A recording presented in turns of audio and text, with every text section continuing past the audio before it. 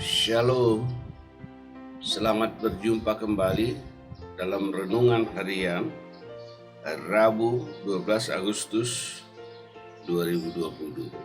Kita berdoa. Damai sejahtera Allah yang melampaui segala akal dan pikiran manusia, itulah yang memenuhi dan memberkati hati dan pikiran saudara-saudara sekalian di dalam Kristus Yesus Tuhan kita. Amin.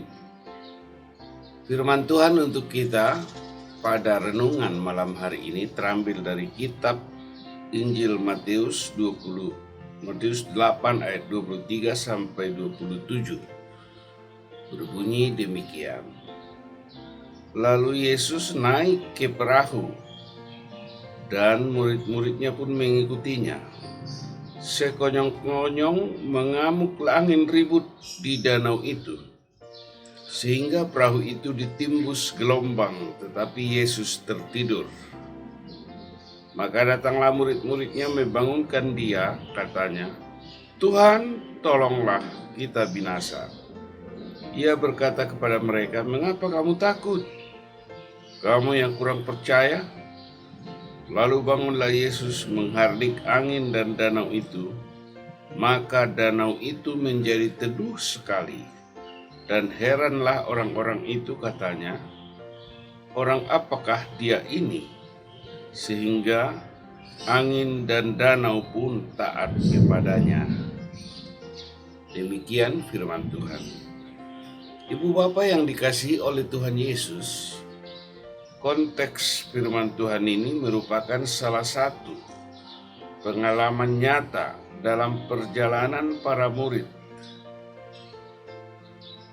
dalam kebersamaan dengan Yesus,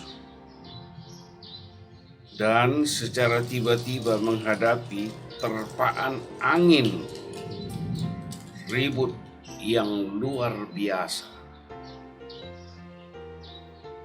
Saya mengangkat 3 pokok renungan dari nats kita malam hari ini. Yang pertama, perjalanan kebersamaan dengan Yesus bersama dengan murid yang diterpa angin ribut, ayat 23 sampai 24.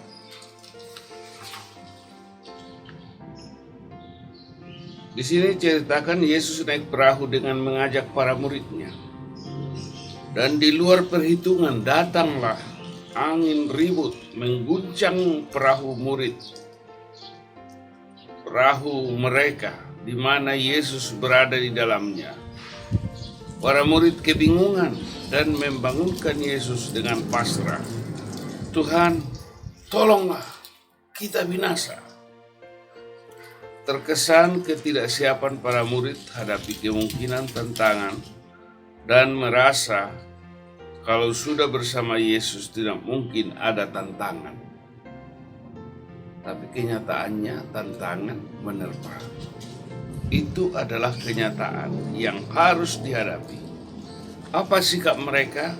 Mereka hanya berupaya membangunkan Yesus dengan kepasrahan diri, dengan permohonan yang pendek, padat, dan spesifik. "Tuhan, tolonglah, kita binasa." Terkesan dari ungkapan ini, para murid sudah pasrah di ujung tanduk kebinasaan, namun tetap berharap dan minta tolong kepada Tuhan.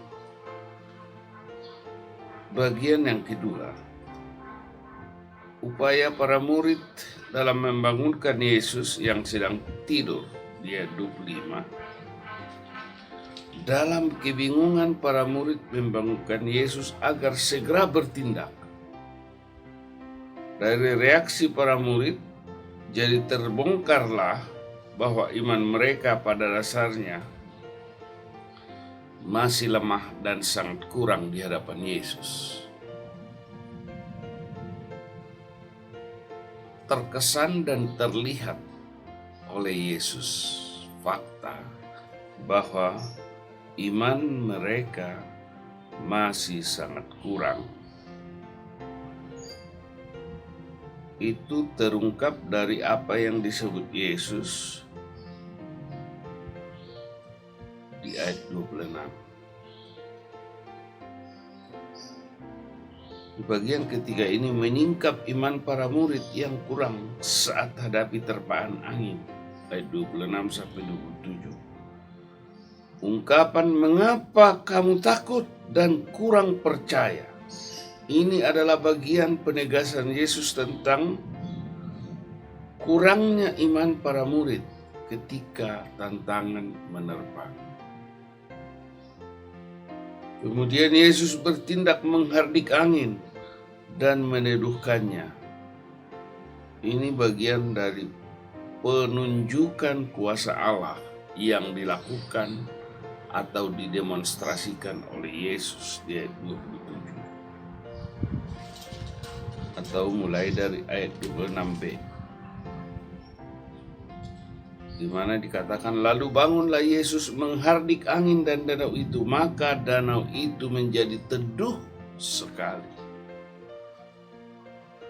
Sehingga heranlah para murid, heranlah orang-orang yang melihatnya, dengan berkata, orang apakah dia ini sehingga angin dan danau pun taat kepadanya. Dari ungkapan ini terlihat bahwa mereka pada dasarnya belum mengenal siapa Yesus.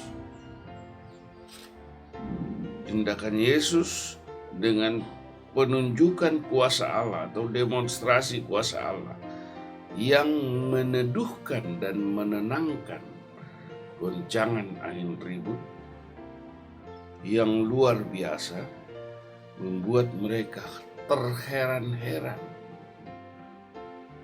mengungkapkan bagian pertanyaan yang menyingkap kekurang berimanan mereka di hadapan Yesus.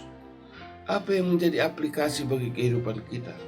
Yang pertama, seringkali di dalam hidup ini sudah yakin dan sudah pasti kita bersama dengan Yesus, namun faktanya kita masih diliputi rasa takut saat tantangan menerpa. Karena iman kita kurang dan tidak utuh akan kuasanya. Kemudian ketika iman itu dituangkan pada penyerahan diri pada Yesus, maka tindakan Yesus pasti akan menghasilkan solusi terbaik dan keteduhan yang luar biasa, menenangkan semua goncangan yang terjadi. Kemudian boleh jadi oleh berbagai tantangan yang terjadi di hidup ini, justru membongkar perasaan takut dan kekurang berimanan kita kepada Kristus. Namun apakah kita siap dibongkar bangkir rasa takut kita dan kekurang berimanan kita pada Kristus? Siapkah kita diingatkan oleh Yesus, mengapa kamu takut dan kurang percaya?